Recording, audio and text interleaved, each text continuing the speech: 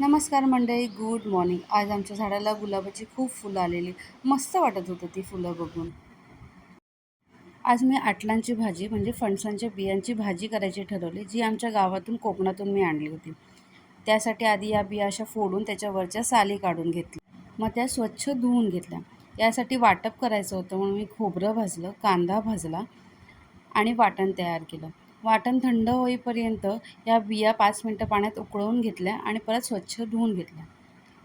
मग फोडणीची तयारी केली. तेलात कांदा, कढीपत्ता छान परतवून घेतला. मग आपले सगळे सुखे मसाले घातले. तयार केलेलं वाटप घातलं आणि तेल सुटेपर्यंत वाटप छान परतवून घेतलं. मग या बिया घालून भाजी छान परतवून घेतली आणि भाजी तयार होती. कोणाकोणाला ही भाजी आवडते नक्की कमेंट करून सांगा. संडेला आम्ही डीमार्टला जे कॅन्सल केलेलं म्हणून आज आम्ही परत डीमार्टला गेलो. आज फारशी गर्दी नव्हती त्यामुळे पटापट शॉपिंग झाली. हे माझं फेवरेट सेक्शन आहे म्हणजे डेअरी सेक्शन. तुम्हाला कुठले कुठले प्रोडक्ट्स घ्यायला आवडतात नक्की कमेंट करून सांगा.